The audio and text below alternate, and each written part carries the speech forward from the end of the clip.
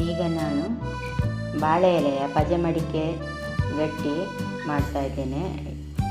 ಇದು ಬೆಳಗಿನ ತಿಂಡಿಗೆ ತುಂಬ ರುಚಿಯಾಗಿರ್ತದೆ.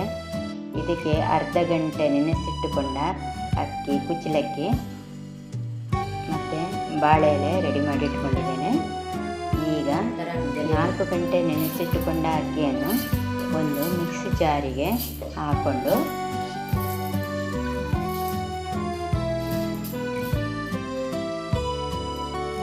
ನುಣ್ಣಗೆ ರುಬ್ಬಿಕೊಳ್ತಾ ಇದ್ದೇನೆ.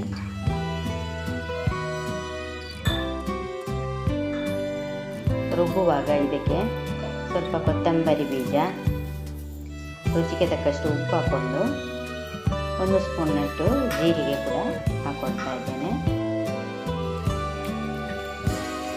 ನುಣ್ಣಗೆ ರುಬ್ಬಿಟ್ಟುಕೊಂಡೆ. ಇನ್ನು ಉಳಿದ ಅಕ್ಕಿಯನ್ನು ಕೂಡ ಹಾಕ್ಕೊಂಡು ಉಳಿದಿರುವ ಅಕ್ಕಿಯನ್ನು ಕೂಡ ಜಾರಿಗೆ ಹಾಕ್ಕೊಳ್ತಾ ಇದ್ದೇನೆ. ಸ್ವಲ್ಪ ನೀರು ಹಾಕಿ ರುಬ್ಬಿ ಈಗ ಒಂದು ಬಾಳೆ ಎಲೆಗೆ ತಗೊಂಡು ತೆಳ್ಳಗೆ ಸ್ಪ್ರೆಡ್ ಮಾಡ್ತಾ ಇದ್ದೇನೆ. ಈ ಥರ ಮಡಚಿಕೊಂಡು ಬರ್ತಿದ್ದೇನೆ. ಚಾಪೆ ಮಡಚಿದ ಹಾಗೆ ಮಡಚೋದಕ್ಕೆ ಪಜಮಡಿಕೆ ಲಡ್ಡಿ ಅಂತ ಹೇಳ್ತಾರೆ. ಇನ್ನೊಂದು ಮಾಡ್ತಾ ಇದ್ದೇನೆ. ತುಂಬ ತೆಳ್ಳಗೆ ಸ್ಪ್ರೆಡ್ ಮಾಡಬೇಕು, ಆಗ ತಿನ್ನಲಿಕ್ಕೆ ಒಳ್ಳೆಯದಾಗ್ತದೆ.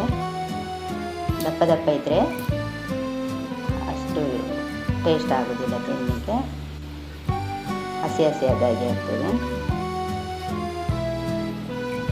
ಈ ಥರ ರೌಂಡಾಗಿ ಮಡಚಿಟ್ಟುಕೊಂಡು ಎಲ್ಲವೂ ಮಾಡಿಟ್ಟು ಒಂದು ಕುಕ್ಕರಲ್ಲಿ ಬೇಯಲಿಕ್ಕೆ ಇಟ್ಟುಕೊಳ್ತಾ ಇದ್ದೇನೆ.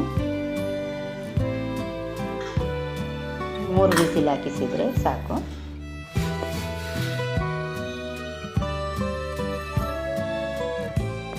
ಈಗ ತೆಂಗಿನಕಾಯಿ ಚಟ್ನಿಯೊಂದಿಗೆ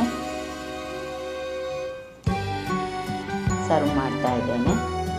ತಿನ್ನಲಿಕ್ಕೆ ತುಂಬ ರುಚಿಯಾಗಿರ್ತದೆ.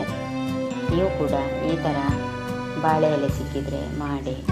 ಆರೋಗ್ಯಕ್ಕೂ ಕೂಡ ತುಂಬ ಒಳ್ಳೆಯದು, ರುಚಿಯಾಗಿ ಕೂಡ ಇರ್ತದೆ. ಧನ್ಯವಾದಗಳು.